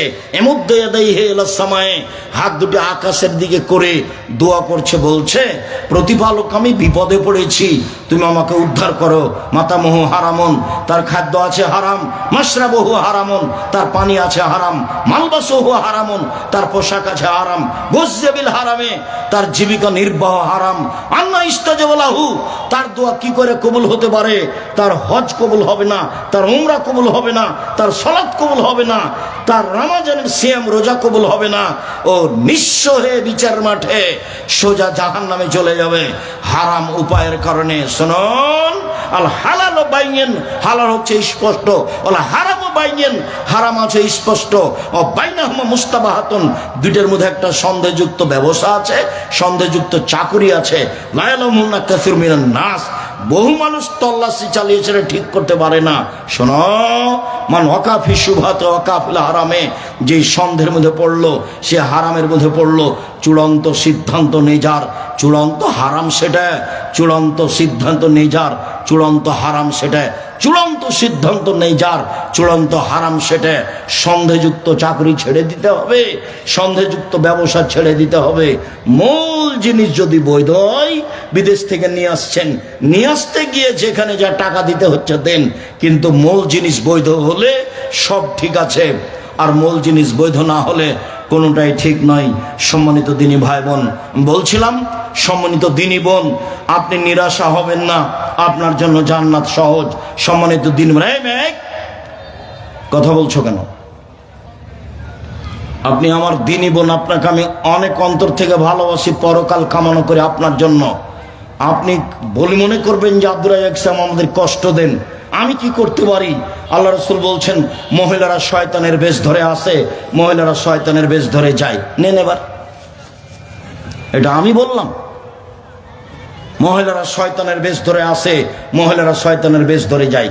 তাহলে মহিলা বলতে আল্লাহ রসুল কি খাদিজাকে বললেন, আয়েশাকে বললেন? এক মিনিট খাদিজাকে দেখবেন, এক মিনিট খাদিজাকে দেখবেন। দেখেন খাদিজা রাদিয়াল্লাহু তাআলা আনহাকে এক মিনিট দেখেন। আবু হুরায়রা রাদিয়াল্লাহু তাআলা আনহু বলেন জিবরাইল নবীর কাছে আসলেন, আমাদের নবীর কাছে এসে বলছেন ওই যে খাদিজা, ওই যে খাদিজা আসছে, ওর হাতে একটা বাটি আছে, ওতে তরকারি আছে, ওতে খাদ্য আছে। শোনেন আল্লাহর নবী, আয়েশা যখন খাদিজা যখন আপনার কাছে আসবে তখন তাকে বলবেন ফাকরা আলাইহা সালামা মিন রাব্বিহা মিন্নি, বলবেন খাদিজা আল্লাহ তোমাকে সালাম দিয়েছে। বলবেন খাদিজা জিবরাইল তোমাকে সালাম দিয়েছেন। অবাশশিরা বিবাইতিন ফিল জান্নাহ, আর ওকে বলে দিবেন খাদিজা তোমার জন্য জান্নাতে একটা ঘর বানানো হয়েছে হীরা মুক্তা মাণিক্য দিয়ে, যেখানে হইচই নেই, যেখানে কষ্ট ক্লেশ নেই। বুখারী মুসলিম। তাহলে খাদিজা রাদিয়াল্লাহু তাআলা আনহাকে কি আল্লাহ রাসূল বললেন যে শয়তানের বেশ ধরে আসে, শয়তানের বেশ ধরে যায়? দিনই বলে আপনাকে একটু বলি, এইদিকে দেখেন। আয়েশা রাদিয়াল্লাহু তাআলা আনহা বলেন আমার স্বামীর কবর হলো আমার ঘরে, মুহাম্মদ সাল্লাল্লাহু আলাইহি সাল্লামের কবর হলো আমার ঘরে। তো আমি যখন আমার স্বামীর কবরের পাশে যাই তখন এমনিতে যাই, মাথায় কাপড় আছে না আছে অত হিসাব করি না। কিছুদিন পরে আমার বাপের কবর হলো আমার স্বামীর কবরের পাশে, তখন আমি এমনিতে যাই, অত হিসাব করি না। কিছুদিন পরে উমর রাদিয়াল্লাহু তাআলা আনহুর কবর হলো, তখন আমি উমরের কবরকে লজ্জা করি, আমি মাথায় কাপড় দিয়ে নিজেকে গুটিয়ে নিয়ে যাই, আমি উমরের কবরকে লজ্জা করি। আয়েশা রাদিয়াল্লাহু তাআলা আনহা কবরকে লজ্জা করেন তাই মাথায় কাপড় দেন, আর আপনি এখানে এসেছেন ফ্যাশন বোরকা পরে এসেছেন, বলেন আমি কি বলতে পারি? বাজারে তো যান, আপনার অভ্যাস, আপনার নখে তো নেইল পালিশ আছে, মেহেদি লাগাবেন, হাতের নখে তো মেহেদি দিবেন, পায়ের নখে দিবেন, দিতে বাধ্য। আর বিউটি পার্লারে গিয়ে এগুলো ব্যবহার করবেন না, বিউটি পার্লারে মহিলাদের ঢোকা হারাম। ওখানে যেগুলো জিনিস আছে সেগুলো নিয়ে এসে বাড়িতে ব্যবহার করতে পারেন। রাসূল সাল্লাল্লাহু আলাইহি সাল্লাম বলেছেন তিবার রিজালে মা জারা রিহুহু, পুরুষের সুগন্ধি যা গন্ধ পাওয়া যায় দেখতে পাওয়া যায় না, পুরুষের সুগন্ধি যা গন্ধ পাওয়া যায় দেখতে পাওয়া যায় না, মহিলাদের সুগন্ধি যা দেখতে পাওয়া যায় গন্ধ পাওয়া যায় না, মহিলাদের সুগন্ধি যা দেখতে পাওয়া যায় গন্ধ পাওয়া যায় না। বৈধ যদি বস্তু হয় যা বিউটি পার্লারে আছে সব নিয়ে এসে বাড়িতে ব্যবহার করেন, ওখানে নয়। আর সব কিছু মুখে লাগিয়ে আস্কারা মাস্কারা মুখে লাগিয়ে ভ্যানে রিক্সায় উঠলেন, রিক্সাকে দেখাতে হবে রূপ চেহারা? মোহর কি রিক্সাওয়ালা দিয়েছে নাকি? মোহর রিক্সাওয়ালা দিয়েছে? বাজারের লোক দিয়েছে? তাহলে আপনি আমার দিনী বোন, আপনাকে আমি কষ্ট দিতে চাইনি। ফ্যাশন বোরকা ত্যাগ করুন, পর্দা করার চেষ্টা করেন, জাতিকে পাপী করে জান্নাত কেনার চেষ্টা করিয়েন না। যেসব মেয়েরা জাতিকে পাপী করে নিজেকে শিক্ষিতা মনে করে, ও শিক্ষিতা নয়, ও হচ্ছে বন্য, ও হচ্ছে বর্বর, ও হচ্ছে অসভ্য। 3 শ্রেণীর মানুষ জান্নাতে যাবে না, আল্লাহ রাসূল বলছেন কখনো যাবে না। এক, মধুমেনুল খামর, নিয়মিত বিড়ি তামাক জর্দা সিগারেট গুল নেশাদার দ্রব্য খায় পান করে, যে সে জান্নাতে যাবে না। 2, আর রাজরাতু মিনান নিসায়ে, পুরুষের বেশধারী নারী, যারা পুরুষের জুতা স্যান্ডেল পরে, যারা পুরুষের শার্ট প্যান্ট পরে, যারা পুরুষের পোশাক পরে, এইসব নারী তাহাজ্জুদ পড়লেও হবে না, এরা জান্নাতে যাবে না। 3, দায়ুস, যেই পুরুষ তার বাড়িতে বেহায়াইয়ের সুযোগ দিয়েছে তারা জান্নাতে যাবে না। সম্মানিত দিনী বোন, আপনাদের জন্য জান্নাতের সব দরজা খোলা আছে। আজকের আলোচনার শেষ হাদিস। যাওয়ার পূর্বে এইটা কমই প্রতিষ্ঠান, যা দান করেছেন সম্ভব হলে যা আছে তা দিয়ে যাবেন, ফলাফলে জান্নাত হবে ইনশাল্লাহ। আমার এটা দৃঢ়তা কাজ করে। আর ওই যে বই পুস্তক আছে, আব্দুল্লাহর বই আছে মনে হয়, আল্লাহর পথে যাত্রা, আর আব্দুর রহিমের বই আছে রাসূল সাল্লাল্লাহু আলাইহি ওয়াসাল্লাম দেখতে যেমন ছিলেন। আর আমি সাধারণ খাকসার সাধারণ মানুষ, আমার কিছু আছে, আমি একবারে হাতে কলমে নামাজ শেখানোর চেষ্টা করেছি প্রাণপণে, সবকে হাদিস দিয়ে সুন্দর করে সাজিয়েছি নামাজ শিক্ষা। আর উপদেশ বইতে যা বলি সব তো আছেই, আদর্শ নারী আদর্শ পরিবার আছে। রাসূল সাল্লাল্লাহু আলাইহি ওয়াসাল্লাম বলেছেন মেয়েদের জন্য জান্নাতের সব দরজা খোলা। 1 5 ওয়াক্ত সালাত, 2 রমজানের সিয়াম রোজা, 3 স্বামীকে মেনে চলা, 4 জেনায় লিপ্ত না হওয়া, তাহলে জান্নাতের সব দরজা খোলা। 1 5 ওয়াক্ত সালাত, 2 রমজানের সিয়াম রোজা, 3 স্বামীকে মেনে চলা, 4 জেনায় লিপ্ত না হওয়া, জান্নাতের সব দরজা খোলা। সম্মানিত দিনী ভাই বোন, আজকের আলোচনা কিছু বাকি রেখেই শেষ করে দিলাম। সুদ থেকে অবশ্যই বেঁচে থাকবেন। আমাদের যারা মারা গেছে আমরা তাদের জন্য দোয়া করি, আল্লাহ তুমি তাদেরকে মাফ করো, তাদের কবর প্রশস্ত করো। আমাদের দারুল হাদিস মাদ্রাসার সাথে যত মানুষ জড়িত ছিল চলে গেছেন, এহসানুল্লাহর বাবও অনেক দিন যাবৎ প্রতিষ্ঠানের দায়িত্ব পালন করেছেন, তিনি সহ যারা সব চলে গেছেন, আল্লাহ তুমি তাদের কবরের শাস্তি মাফ করো, তুমি তাদের কবরকে প্রশস্ত করো, তুমি তাদের কবরকে আলোকিত করো। আমরা যারা অসুস্থ বাড়িতে হাসপাতালে, তুমি তাদের আরোগ্য দান করো। আমরা যারা বেঁচে আছি, তুমি তাদেরকে তোমার রাসূলের পদ্ধতি অনুযায়ী চলার তৌফিক দান করো। আমাদের ছেলে মেয়েকে শক্ত হাতে মানুষ করার সুযোগ করে দাও। ছেলে মেয়েকে শিরক থেকে বিদআত থেকে রক্ষা করো, হালাল রুজি উপার্জনের পথ করে দাও। সুদের মতো নেককারজনক নোংরা পাপ থেকে নিজেকে আহাল পরিবারকে রক্ষা করো। তুমি সর্বশক্তিমান, তুমি সব কিছু করতে পারো। ভাইজান একটু দেখবেন কি সব জিজ্ঞাসা দেওয়া উত্তর দেওয়া যাবে কিনা দেখে দিয়েন। সাথে সাথে যাওয়ার সময় কেউ খালি যাবেন না। আমার পক্ষ থেকে একটা পত্রিকা আছে ফ্রি, তবে একটা কোনো কিছু কিনলে ওটা আমি নিজে কিনেছি পত্রিকা। আপনারা তো পত্রিকা ছাপান টাকা খরচ করে। জামিয়া সালাফে এরকম কোনো কমিটি নেই আমার ভাইজানদের মতো যে টাকা দিয়েছে প্রতিষ্ঠান চলছে। জামিয়া সালাফে আছে নিঃস্ব হয়ে অবস্থায়, নিচে কিছু নেই, ও হলো কচুর পাতার পানি। জামিয়া সালাফে কেমন? কচুর পাতার পানি। 16,000 না 20,000 পত্রিকা ছাপে, প্রায় 20,000 পত্রিকা ছাপে। টাকা আপনাদের, 40 লাখ টাকা বেতন লাগে, টাকা আপনাদের। আমি তো আর টাকসাল নয়, আর আমি তো ধনী মানুষের ছেলে না, ব্যবসাও করি না আমি।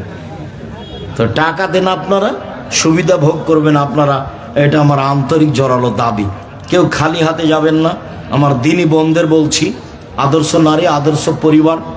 আর ওই বেগম রোকেয়ার বই হলো যে কেন হব অবরোধবাসিনী। উনি লিখেছেন অবরোধবাসিনী।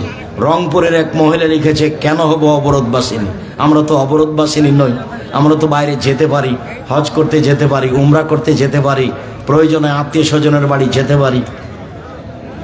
আমার বিয়ে হয়েছে, 2টি সন্তান আছে, কিন্তু 3 বছর যাবৎ বউ বাপের বাসায় থাকে, স্বামীর সংসার করছে না এবং স্বামীকে তালাকও দিচ্ছে না। স্বামীর করণীয় কি? তুমি উকিলের পরামর্শ নিয়ে তালাক দিয়ে দাও। এইভাবে ঝুলন্ত সংসার রাখা হবে না। এভাবে ঝুলন্ত সংসার, শরীয়ত তো বোকা নয়, আপনাকে বিপদে ফেলতে রাজি নয়। সৌদি আরবে 3টা জিনিস তারা ভাবে না, একটা হলো তালাক, একটা হলো বিবাহ, একটা হলো মানুষ মরা। কে মরলো, কোথায় মাটি হলো, এ নিয়ে তাদের চিন্তা ভাবনা নাই। আলবানী রাহিমাহুল্লাহ বলে গেছেন কে জানাজা করলো হিসাব নাই। বিবাহ অত জটিল কিছু নয়, তালাক অত জটিল কিছু নয়। যেটা আমরা বুঝি, আপনি বউ তালাক দিয়ে অন্য জায়গায় বিবাহ করেন, তবে আমাদের পরামর্শ থাকে আপনি আসলেই চাপ দিয়ে চেষ্টা করে দেখেন, লোকজনকে দিয়ে, গ্রামবাসীদের আত্মীয় দিয়ে, যদি সম্ভব হয়, কেননা ছেলে মেয়ে আছে। সম্ভব না হলে তাকে তালাক দিয়ে দিবেন, এটাই ঠিক। ও হলো হস্তিনী বউ, ও হলো হস্তিনী বউ, সংসার ধ্বংস করতে এসেছে। বর্তমান সময়ে দেখা যায় সমাজে অনেক ছোট ছোট মাদ্রাসা গড়ে উঠেছে, যা শুধুমাত্র ব্যবসা করার জন্য। এভাবে উপার্জিত টাকা কতটুকু হালাল?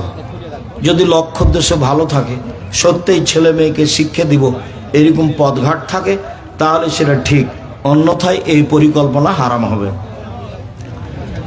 হিন্দু শিক্ষকদেরকে আমরা কি বলে সম্মান করব? বলবা ধন্যবাদ, আর কিছু না। যদি বলো ওয়ালাইকুম আসসালাম, আসসালাম, একটা চলবে না। আমি যখন লন্ডনে গেলাম, তাহলে কুড়িগ্রামের লোক ওখানে গেছে কাজ করতে, ছেলেরা বড় হয়েছে। তো এখন সকালে আমাকে নাস্তা করতে নিয়ে গেছে, বাড়ি থেকে ছেলেটা বের হচ্ছে আর ওর বাপ আমার আগে আগে বাড়িতে ঢুকছে। তখন ছেলে বলছে গুড মর্নিং। তো বাপও বলল গুড মর্নিং। এখন আমি আর কি বলি, আমি এখন খেতে বসে বলছি ভাইজান, লন্ডন টাকা ইনকাম করতে এসেছি, আদর্শ বিক্রি করতে আসিনি। তোমরা বলো তো, কয়েক কোটি গুড মর্নিং যদি এক জায়গাতে জমা করা যায় তাহলে কিছু লাভ হবে? আর যদি আসসালামু আলাইকুম, তাহলে সাদিয়ানা হলো আদর্শ। তা আমি তো সংক্ষিপ্ত করতে চেয়েছি, নাহলে আদর্শ কি জিনিস সেখানে দেখাতাম। এক গ্লাস পানি দিলেন আপনি, তা আমি বললাম থ্যাংক ইউ, আর আমার ভাইজান বললেন জাযাকাল্লাহ খায়ের। কয়েক কোটি থ্যাংক ইউ এক জায়গায় জমা করো তো দেখি কি হয়, আর জাযাকাল্লাহ খায়ের একটা জমা করো দেখি কি হয়। কিয়ামত পর্যন্ত সব মিলে সবাই যদি থ্যাংক ইউ বলে, সব থ্যাংক ইউ যদি এক জায়গাতে জমা করা হয়, তো একবার জাযাকাল্লাহ খায়ের বলে যেটা হবে সেটা হবে না। ওটা আদর্শই নয়, ওটা ইহুদি খ্রিস্টানের আদর্শ, যেটা আল্লাহ রাসূল বলেছেন আমার উম্মত ওদের সাথে মিশে যাবে, সব কিছু তাদের হবে। মাথার চুল উপরে আছে, চতুর্দিকে নাই কেন? এটা হলো ওদের আদর্শ। পোশাক কেন তোমার এমন, প্যান্টটা কেন টাকনুর নিচে? দুঃখিত। শিক্ষা অর্জন করো আদর্শ সহ, না হলে জাহান্নামে চলেই গেছে এসব মানুষ। ঢোকেনি কেন? মরেনি এই জন্য। ইহুদি খ্রিস্টানদের নীতিতে জীবিকা নির্বাহ করে জান্নাতের আশা করা যায়? ওয়ালাইকা। ইহুদি খ্রিস্টান রাসূলের সামনে বসে থাকতো, বলবো আসসালামু আলাইকুম, খালি যদি রাসূল বলেন ওয়ালাইকুম আসসালাম তাহলে তো কাজ হয়ে গেছে, তাই জান্নাত চলে যাব। তাহলে রাসূল বলতেন ওয়ালাইকুম, মানে এই পর্যন্ত, আর সালাম বলতেন না। তাহলে তোমরা যা বললে ওটাই তোমাদের উপরে, আমি কিছু বলবো না। বলতে চাচ্ছি যে মুসলিম শিক্ষককে আমরা সালাম করি, ঠিক আছে। সুদখোর মানুষকে মসজিদ কমিটিতে নেওয়া উচিত হবে কি?